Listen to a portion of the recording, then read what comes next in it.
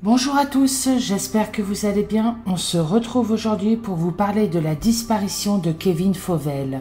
Malheureusement, je ne vais pas avoir beaucoup d'informations sur cette disparition, mais comme dans mon habitude, je préfère en parler. Kevin a disparu à Genciac dans le 04, à l'âge de 27 ans, le 2 avril 2012. Kevin est né le 29 août 1985. Il est originaire d'Auray en Bretagne. Kevin est décrit comme une personne très gentille, très agréable, qui aime bien le contact avec les gens. Et surtout, il a des convictions écologiques très arrêtées. Il est très attaché à la défense et à la qualité de l'environnement. Pour lui, la nature peut tout nous donner. On n'a pas besoin de vivre dans l'industriel, de la technologie, etc.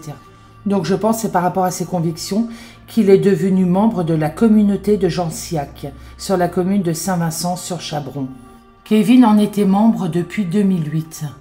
Pour vous expliquer un peu Genciac, c'est un lieu de vie politique, communautaire, créé en 1974 dans les Alpes de Haute-Provence. C'est juste dans l'intention de susciter un changement de société par l'analyse et la critique de la société occidentale.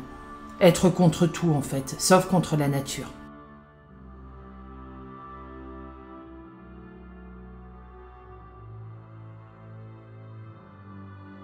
Nous allons voir un petit peu plus loin dans la vidéo que cette communauté cache peut-être un sombre secret. Le lundi 2 avril 2012, Kevin part de la communauté, vers 4 heures du matin. Il est parti tôt avant le réveil de tout le monde. Car en faisant mes recherches, Kevin voulait quitter cette communauté. Sa mère le déclara également. Donc je pense qu'il me paraît logique, c'est que c'est pour ça qu'il est parti aussitôt. Tout le monde dormait, donc il était tranquille et personne ne l'aurait vu partir.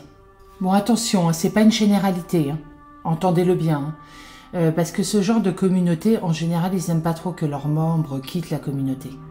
C'est très très mal vu. Donc je pense que Kevin, si vraiment il a voulu quitter cette communauté, il a voulu le faire en douce, comme on peut dire, pour pas avoir de problème, voilà. Pour pas avoir de problème, ou tout simplement qu'il avait peut-être été interdit de quitter cette communauté. Enfin bon, de toute façon, là pour l'instant, c'est que des spéculations, hein. On ne peut pas savoir. Hein. Mais bon, moi, c'est vrai qu'en faisant mes recherches, j'ai très bien vu que même sa maman le déclara, qu'il voulait absolument quitter cette communauté. Donc cela me paraît logique de la quitter à 4 heures du matin pendant que tout le monde dort. Alors, pour rejoindre sa famille en Bretagne, il devait emprunter la départementale 946. Il faut savoir que Kevin avait l'habitude de faire de l'autostop. Hein. Donc, cette départementale, il devait passer par le village de Noyer-sur-Chabron, ainsi que les lieux-dits, le couvent, les Pérouries, Castelbeuvon et la Tuyère. De toute façon, quel que soit l'itinéraire supposé qu'il devait prendre, il devait emprunter l'axe Chambéry-Aix-en-Provence. Bon, j'ai pas besoin en principe de le préciser, mais Kevin n'avait pas de portable. Kevin, malheureusement, n'arrivera jamais en Bretagne. Que s'est-il passé? A-t-il vraiment emprunté cette route en faisant de l'autostop ou est-il resté malheureusement dans la communauté? L'enquête va se révéler très dure, car comme je vous l'ai déjà expliqué, cette communauté est une communauté écologique qui vit en Antarctique. Donc en principe, ce genre de communauté, bien sûr, encore une fois, c'est pas une généralité. Je parle simplement de cette communauté. On va dire que cette communauté est comme une secte. Il y a quand même une personne qui donne des ordres à tout le monde. Voilà, c'est le patron de cette communauté. Donc je veux dire par là, c'est pas vraiment ce que espérait Kevin. Même pas du tout. Donc en faisant mes recherches, je sais qu'il voulait vraiment quitter cette communauté.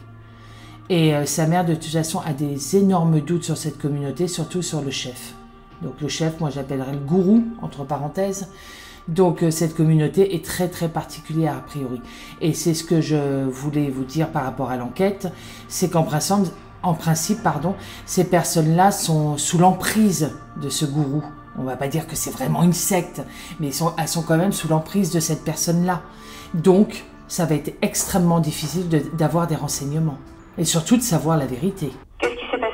Kevin faisant partie d'une communauté, donc je pense qu'il a été manipulé, il a été endoctriné, manipulé par cette communauté qui en fait est une communauté sectaire. Hein. Et je pense qu'en fait il a voulu s'en aller, il s'est rendu compte que c'était plus sa place, parce qu'on m'a rapporté qu'en fait il avait quand même des propos confus, des propos incohérents, ça n'allait plus, quoi. Donc il les a tous réunis. Je ne sais pas justement ce qui s'est passé sous ce fameux chêne, parce qu'il paraît qu'il les a tous réunis la veille de sa disparition.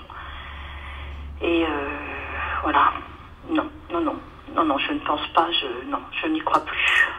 Voilà, vous venez d'entendre la maman de Kevin qui a de sérieux doutes sur cette communauté.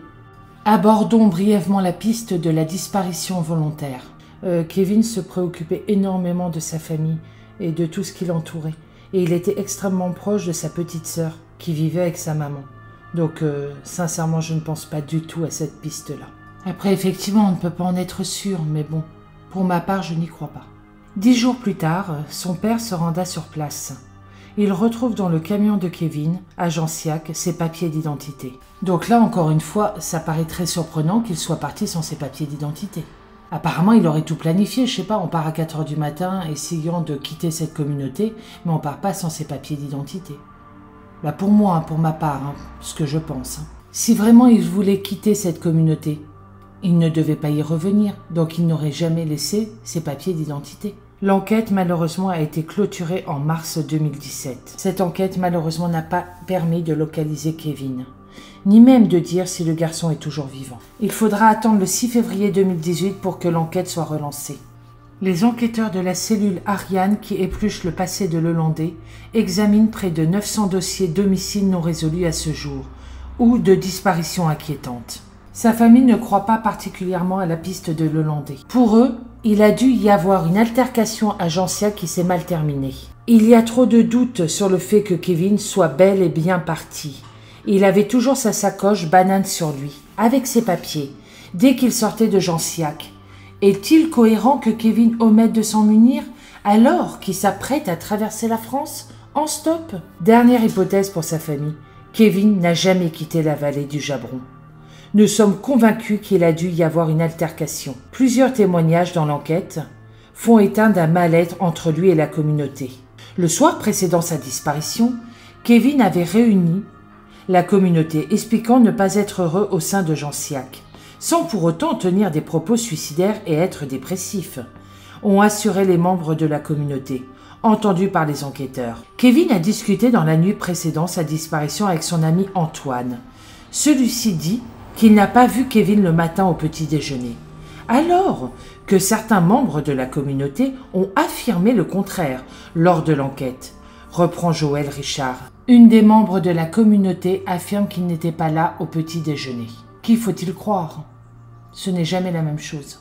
C'est en 2020 qu'on apprendra que l'affaire Lelandais a été écartée. Selon plusieurs sources judiciaires, les importantes recherches effectuées par la cellule Ariane, qui ont recoupé toutes les affaires de meurtre, disparition ou suicide inexpliqués en France, et qui auraient pu avoir un lien avec le tueur en série présumé, n'ont rien donné en ce qui concerne la disparition de Kevin. Pourtant, les soupçons étaient assez forts pour la cellule Ariane, par rapport à la proximité géographique.